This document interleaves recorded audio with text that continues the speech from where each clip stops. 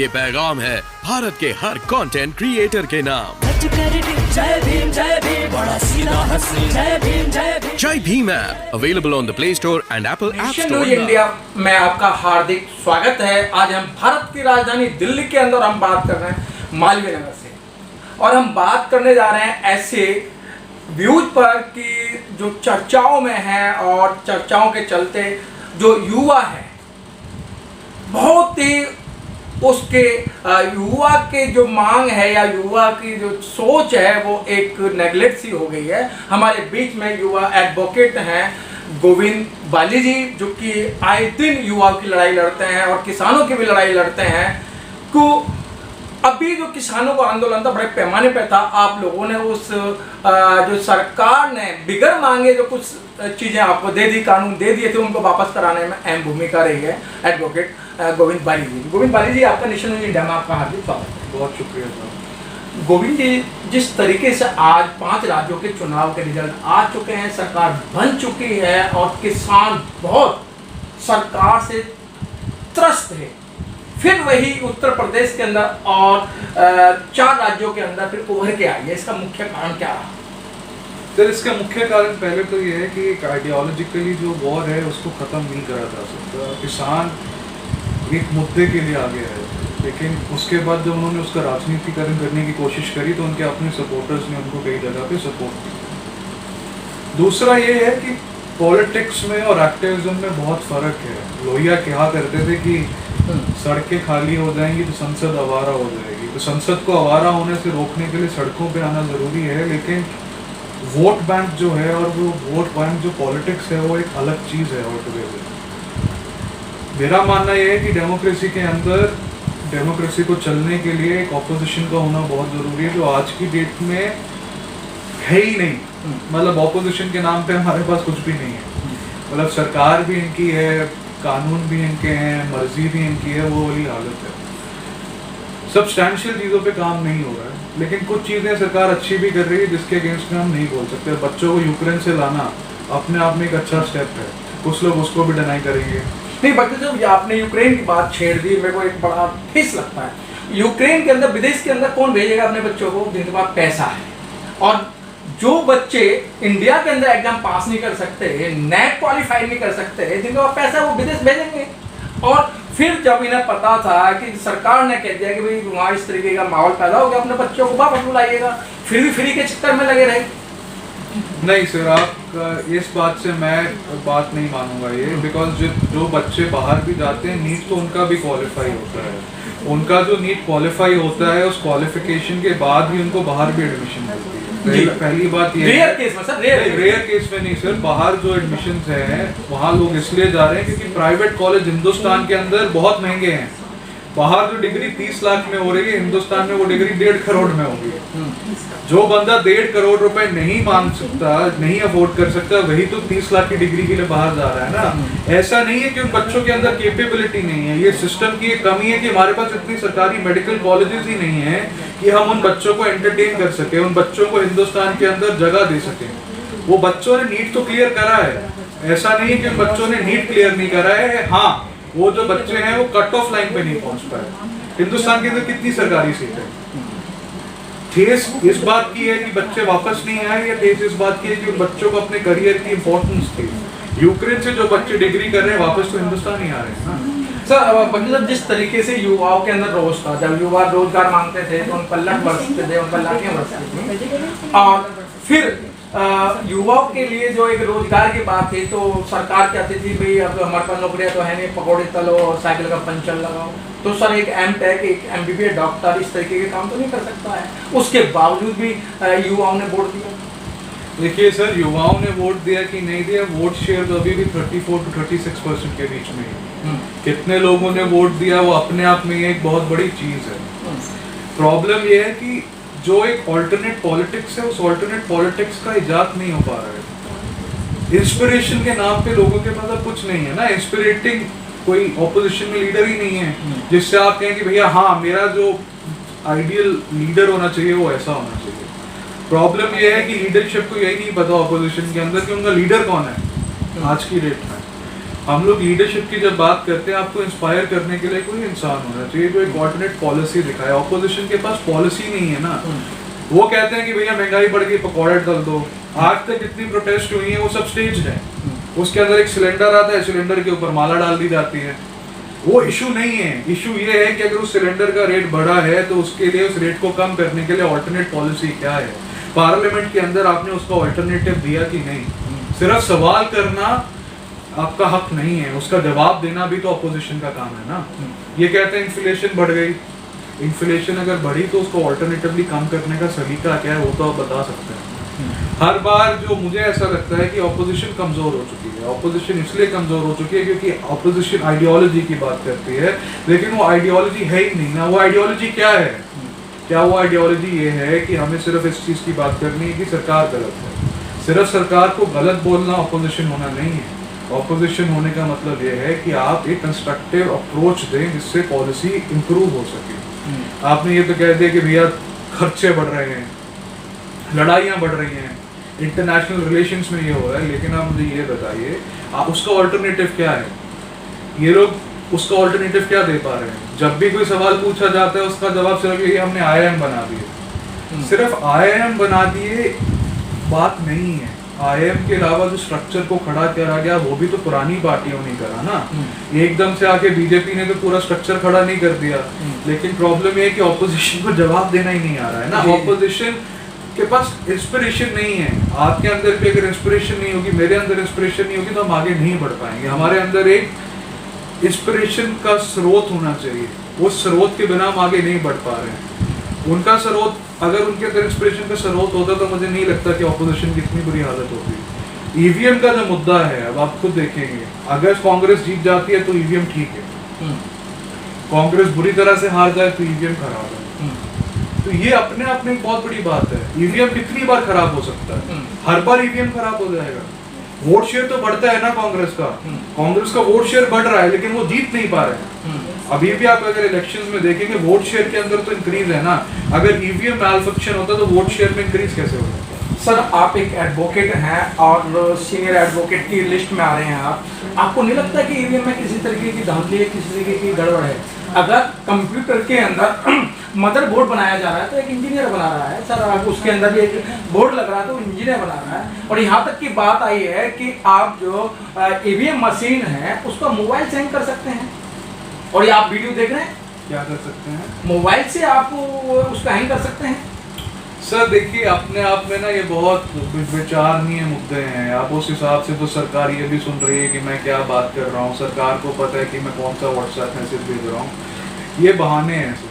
अगर यही यूपी के अंदर सपा जीत जाती तो EVM बिल्कुल ठीक होता। सर 304 सीटों पे आगे है। जो बैलेट पेपर से जो चुनाव हुआ है तो उनकी काउंटिंग हुई, बैलेट पेपर से तो चुनाव हुआ ही नहीं ना। नहीं सर, जो टेंडर बोर्ड जो हुआ है उनकी गिनती हुई पहले उन्होंने ये कराई तो उसमें तो सपा जीती नजर आ रही है। सर अगर सपा जीती नजर आ रही है तो मे भी सपा का जो वोटर था वो उसने उस वोटर को उसने मैनेज कर रखा था। जब सेकुलरिज्म की भी बात आती है तो सद्भावना सिर्फ तभी होती है जब मंदिर के अंदर नमाज पढ़ी जाए जी। सद्भावना का मतलब ये नहीं माना जाता कि भैया मस्जिद में जाके कोई पूजा कर ले। तो ये जो डबल साइडेड कॉइन है उसके दोनों पहलुओं को देखना पड़ेगा ना सर। गोवा के अंदर वोट शेयर बढ़ा नहीं सर, बढ़ी सर नहीं। डबल इंजन की सरकार आपने देखा नहीं सर, जहाँ कुछ गरीब लोग हैं या रूरल इलाके के अंदर है, ये जो स्याही होती है जो उंगली पर लगाए चुनाव वोट जब डालते हैं वो चुनाव आयोग के अलावा कहीं नहीं पाई जाती। लेकिन उन गांव के अंदर वो स्याही भी लगाई गई, उनका वोट डाल दिया गया, उनका वोट डालने तक वहाँ पोलिंग बूथ तक नहीं जाने दिया। क्या ये तानाशाही नहीं है? ये तो तानाशाही है सर। अगर इसको फैक्चुअली प्रूव करा जा सकता है और अगर इतना श्योर हैं दूसरे लोग तो वो इलेक्शन पिटीशन लगा देते। पार्टियां जो ऑपोजिशन में हैं इनके पास वकीलों की कमी है क्या? एक इलेक्शन पिटीशन लगा के उसके अंदर कहते कि ये गड़बड़ है। इनमें से इलेक्शन पिटीशन तो किसी ने नहीं लगाई। सर फिर वही बात आती है, आप एक एडवोकेट हैं और अब मैं जानता हूं कि आप जितना न्यायालय का सम्मान कर सकते हैं और शायद हो सकता है कि करना भी चाहिए, आपके सामने 5 जजों ने एक अलग प्रेस कॉन्फ्रेंस करके आंसू बहाए थे ना। देश गर्दिश में है, देश जो है बहुत विडम्बना से चल रहा है। जज थे सर वही, और फिर उन्हीं में से रिटायरमेंट होने के बाद राज्यसभा का एक मेंबर न्यायाधीश को मेंबर पार्लियामेंट बना दिया जाता है। सर इस बात के ऊपर मैं यही कहना चाहूँगा कि politicisation of judicial system and the defence is a crime. मेरा मानना यह है कि अगर कोई डेमोक्रेसी है उसके चलने के लिए उसके न्यायालयों को पॉलिटिक्स से बहुत दूर रहना चाहिए, सीधी बात जो है। और उस देश की जो फौज है उसको पॉलिटिकल नहीं होना चाहिए, क्योंकि देश की फौज और न्यायालय अगर पॉलिटिकल हो जाएंगे तो पॉलिटिकल चीज़ें नहीं हो पाएंगी, पॉलिटिक्स का रेजोल्यूशन नहीं आ पाएगा, क्योंकि पॉलिटिक्स सिर्फ वोट बैंक पे चलता है, वो न्यायों पे नहीं चलता, जस्टिस पे नहीं चलता, इक्विटी पे नहीं चलता। और दूसरा ये है कि हम लोग भी एक हिस्टीरिया बना दिए हैं, हम लोगों ने एक हिस्टीरिया क्रिएट कर दिया कि भैया जो दूसरा आदमी बोलेगा झूठी बोलेगा, दूसरा आदमी गलत ही है। अब एक फिल्म आई, उस फिल्म के पोस्टर लगाने की एक सरकार को जरूरत पड़ गई। आप समझ रहे हैं कि हिस्टीरिया क्रिएट करने को कितनी बड़ी बात कर दी है। वो इतना बड़ा मुद्दा बन गया कि उसको विधानसभा में बोलना पड़ा देश की राजधानी के अंदर, जबकि वो मुद्दा नहीं था। इसका मतलब दोनों साइड की जो पार्टियां हैं वो गलत हैं। एक पार्टी उसको पब्लिसाइज कर रही है अपने पब्लिक फंड से, और दूसरी पार्टी उस मुद्दे को उठा के विधानसभा ले गई है क्योंकि उसको वहां पे कुछ पाना है, उसको लाइमलाइट में आना है। सो ये जो मुद्दे हैं सर, सोशल जस्टिस अपने आप में एक बहुत बड़ा मुद्दा है। जो इंस्टीट्यूशन ऑफ सोशल जस्टिस है, इंस्टीट्यूशन ऑफ साइंटिफिक रिसर्च है, इंस्टीट्यूट ऑफ स्टैंडर्ड्स है, ये सारे कांग्रेस ने दिए, लेकिन कांग्रेस इनको बोल ही नहीं पा रही। कांग्रेस अपना ही हिस्ट्री भूल गई है, इसीलिए तो जो ऑपोजिशन है वो इररिलेवेंट हो गई है ना, क्योंकि इनको अपने कंट्रीब्यूशन ही नहीं पता। इनको कंट्रीब्यूशन के नाम पे सिर्फ पता है आईआईएम और आईआईटी।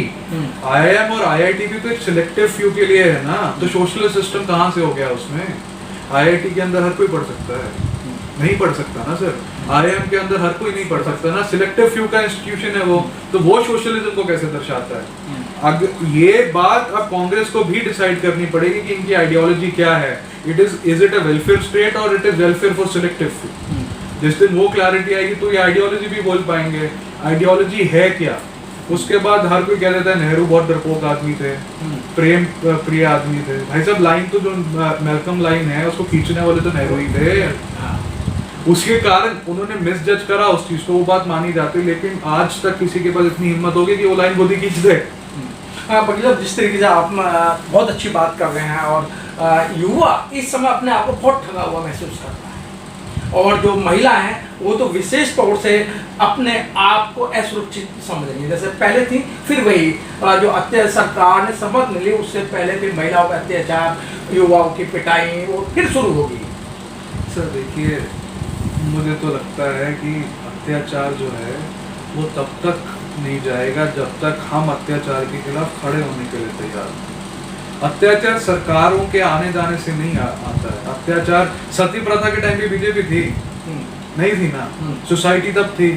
राजा राम मोहन रॉय ने जब सती प्रथा को हटाया तब तो कोई सरकार नहीं थी, तब तो अंग्रेजों की सरकार थी। तो वो सरकारों से अत्याचार नहीं आते हैं, अत्याचार एक सोसाइटल माइंडसेट से आते हैं, और किसी भी सोसाइटल माइंडसेट को जाने के लिए समय लगता है। क्राइम अगेंस्ट वुमेन बढ़ा है, इस बात को मैं डिनाई नहीं करता हूँ, और उसके पीछे रीजन उसके पीछे अनएम्प्लॉयमेंट अपने आप में भी एक इशू है। अब जब आपके पास कुछ करने को नहीं है, आपका दिमाग खाली रहेगा। जब आपका दिमाग खाली रहेगा तो कहते हैं ना, खाली दिमाग शैतान का घर, वो वाली बात है। और हमें इस चीज को अप्रिशिएट करना चाहिए कि ऑपोजिशन को स्ट्रॉन्ग करने के लिए हमें अपने मुद्दों को स्ट्रॉन्ग करना पड़ेगा। किसी को भक्त कह के आप ऑपोजिशन नहीं बन सकते। सर वही तो सरकार कर रही है सर, आपको 5 किलो राशन देके आपको घर बिठाना चाहती है, और जिनको फ्री की आदत पड़ जाती है वो काम क्यों करेगा? सर एक फिल्म के अंदर एक डायलॉग बोलता है कि भाई इनको फ्री दिया जाए, फिर कहता है भाई इनके नाम लिख लो, नहीं अभी नाम नहीं लिखने, इनको अभी फ्री खाने दो, फिर बाद में देखा जाएगा, फिर इनके हाथ से सारी सत्ता छीन ली जाएगी। सर ऐसा है कि अगर मुफ्त का नहीं देना चाहिए तो फिर सब्सिडी के लिए होना भी नहीं चाहिए जी।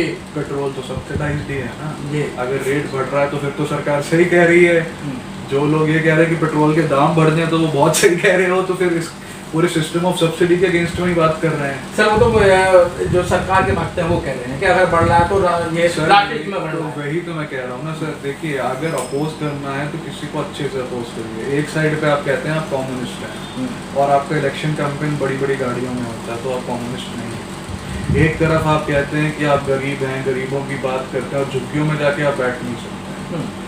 दूसरी तरफ एक आदमी है वो कुछ और कह रहा है, वो एक पॉलिटिकल सिस्टम की बात है। देखिए लोगों की आइडियोलॉजी क्लियर होना बहुत ज़रूरी है। राजनीतिक हमारी आइडियोलॉजी, इनकी आइडियोलॉजी, आरएसएस की आइडियोलॉजी गलत है, ये बात सब कह रहे हैं, लेकिन आइडियोलॉजी वो गलत क्यों है उसके बारे में कोई नहीं कह पा रहा ना। जी। उस ऑल्टरनेट पॉलिटिक्स को तो समझना पड़ेगा ना। अब पंजाब के अंदर हारने का कारण कांग्रेस का मैं समझता हूँ ये, क्योंकि उनके अपना अंदर पार्टी कंट्रोल ही नहीं था जी। सिद्धू और चन्नी की लड़ाई नहीं होती तो कांग्रेस जीत रही थी सर।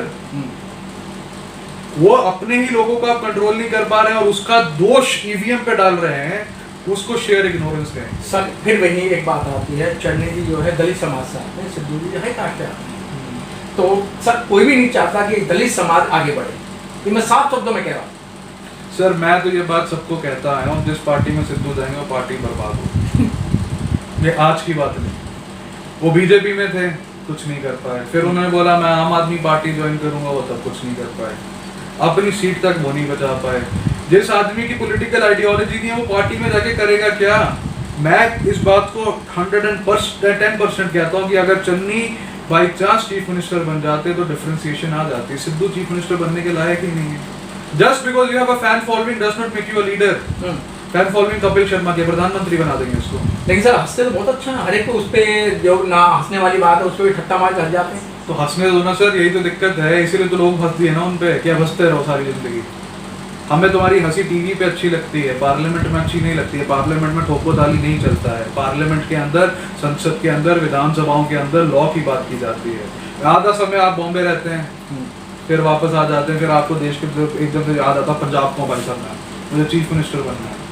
फिर आप जाते हैं, फिर आप पठानी सूट पहन के एकदम हीरो जैसी फोटोज डालते हैं हर जगह और बताते हैं कि मेरे से बढ़िया नेता कोई नहीं है। अगर आप नेता होते तो आप पब्लिक सेंटिमेंट को समझते, आप इस बात को समझते कि सरकार में चीफ मिनिस्टर बनना इंपॉर्टेंट नहीं है, सरकार का बनना और अच्छे रिप्रेजेंटेटिव्स का स्टेट में आना इंपॉर्टेंट है। आपकी क्लैरिटी नहीं है ना। अगर आपको सिर्फ चेयर के लिए लड़ना है तो बात क्लियर है, तो लड़ते रहो। अब ये अपनी पार्टी भी बनाई थी इन्होंने, बीच में बनाने वाले थे, वो बनी नहीं। बैंस ब्रदर के साथ जाने वाले थे, नहीं हुआ।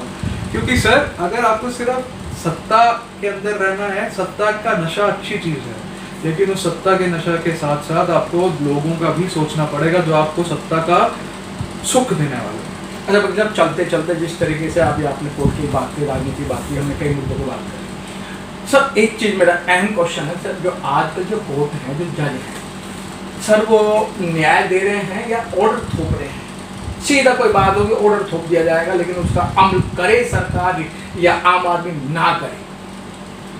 सर देखिए, justice is a two sided coin. लेकिन सब नहीं, सुप्रीम कोर्ट और ये जैसा न्यायालय अब कानून बना रहे हैं, जो कानून पार्लियामेंट के अंदर बनने चाहिए, अब खुद कानून बना रहे हैं सर। कोर्ट कानून नहीं बनाती सर, कोर्ट डायरेक्टिव्स देती है। ये तो अब मिसकंसेप्शन है कि कोर्ट कानून बनाती है। नहीं सब देखा नहीं आपने बीच में भी? मैं अब आपको दे रहा हूँ उसके for example Vishakha guidelines. Vishakha guidelines के अंदर एक लेडी का रेप होता है, तो दलित समाज से थी, शेड्यूल कास्ट की महिला थी, उनका रेप हो जाता है। फिर उसके बाद सुप्रीम कोर्ट कहते हैं कि तुम्हारे पास इस बारे में कोई कानून नहीं है। वो एक डायरेक्टिव होती है, उस डायरेक्टिव को सिर्फ उस समय तक रखा जाता है जब तक सरकार कोई कानून नहीं बनाती। उसको गाइडलाइन बना के, बेस बना के कानून को सरकार ड्राफ्ट करती है, फिर उसको पार्लियामेंट में ले जाया जाता है, फिर उसको sexual harassment and work place act बना दिया जाता है। यही प्रोसीजर था, यही प्रोसीजर है और बेसिक स्ट्रक्चर का पार्ट है, तो इसको तो आप बदल भी नहीं पाएंगे सर। जब तक कोलेजियम रहेगा, जब तक क्या आपको न्याय मिल सकता है सर? या आप न्याय की बात कर सकते हो? जो कोर्ट्स हैं हिंदुस्तान के अंदर सर, भारत के, हिंदुस्तान सब कहीं भी इस्तेमाल सर, हिंदुस्तान शब्द नहीं है तो भारत के ये, इंडिया के ये, independence day declared in the month of अगस्त के ये। सर सरकार यही चाहती है आप हिंदू हिंदू करके से हिंदू समाज की बात करना चाहते हैं। हिंदू क्या है वो अपने आप में एक मुद्दा है, उस पर किसी दिन अच्छे से विस्तार में बात करेंगे। हिंदू वो नहीं है जो भगवा रंग पहन के घूम रहा है, हिंदू वो नहीं है जो सिर्फ रामायण या राम मंदिर की बात कर रहा है, हिंदू वो नहीं है। हिंदू वो है जिसको ये पता है कि मेरे सामने कोई भी भूखा मर रहा है तो मुझे उसे खाना खिलाना है। हिंदू वो है जो परशुराम की बात करता है, जहाँ पे कहीं पे भी न्याय होता है तो परशुराम आगे आके लड़ने लग जाता है, जो खुद ब्राह्मण होके भी हथियार उठा लेता है। हिंदू वो नहीं है जिसको सिर्फ पोर्ट्रे करके एक तिलक लगा के दिखा दिया गया है। ज्ञानी कौन होता था, ब्राह्मण कौन होता था? ब्राह्मण उसको कहा जाता था तो रिसर्च कर लेता था, उसके अंदर उसको क्लर्जी कह दिया गया। रिलीजियस रिसर्च ही होती थी उस टाइम पे, साइंटिफिक रिसर्च तो होती नहीं थी। तो वो हिंदू फोबिया भी एक आजकल नया आ गया है। इस्लामोफोबिया तो है ही, हिंदू फोबिया भी आ गया है। अगर मैं किसी को बोलूंगा मैं हनुमान चालीसा पढ़ता हूं तो बोलेंगे अरे गलत है यार। तो भाई मेरा फ्रीडम ऑफ रिलीजन नहीं है। अजान करना फ्रीडम ऑफ रिलीजन है, मेरा हनुमान चालीसा पढ़ना फ्रीडम ऑफ रिलीजन का पार्ट नहीं है। माइनॉरिटी प्रोसिक्यूशन एक चीज है, और मेजोरिटी के अंदर जो माइनॉरिटी उसकी प्रोसिक्यूशन कोई चीज़ नहीं, ये तो गलत बात है ना सर। अगर देखना है तो जस्टिस को दोनों साइड से भी, अगर मंदिर के अंदर नमाज पढ़ी जा सकती है तो मस्जिद के अंदर भी पूजा होनी चाहिए। अगर आप सद्भावना की बात कर रहे हैं तो सद्भावना डबल साइडेड होनी चाहिए, सद्भावना का मतलब ये नहीं है। और जहाँ तक जुडिशियल सिस्टम की बात है, जुडिशियल सिस्टम्स आते हैं, बढ़ते हैं, आगे जाते हैं और जुडिशियल सिस्टम ऐसे ही बढ़ेंगे। और जुडिशरी के अंदर एक होप है और उस होप को अगर हम खो देंगे तो हम लाचार हो जाएंगे। जुडिशरी पे हमें भरोसा रखना पड़ेगा, न्यायालयों पे हमें भरोसा रखना पड़ेगा, क्योंकि न्यायालय एक चेक है लॉ एंड ऑर्डर को। अगर हम न्यायालयों को ज़्यादा क्वेश्चन करने लग जाएंगे तो इंटीग्रिटी बचेगी ही नहीं ना सर। और न्यायालयों के कारण ही देश चलते हैं, कानून बढ़ते और हम आगे चलते हैं। बहुत बहुत धन्यवाद। आप थे हमारे बीच में एडवोकेट गोविंद बाली जी, जो कि हम जो भी मुद्दे होते हैं हम डिस्कस करते हैं और डिस्कस भी इस मुद्दे पे जाते हैं कि बहुत ही अहम बात होती है। हमने राजनीति की भी बात की, हमने कोर्ट की भी बात की, तो फिर अगले हफ्ते फिर नए मुद्दे को लेकर, नई विचारधारा को लेकर फिर अगले हफ्ते मिलेंगे। कैमरामैन गौतम के साथ Manoj पिप्पल, Malviya Nagar, Delhi. Press the bell icon on the YouTube app and never miss another update.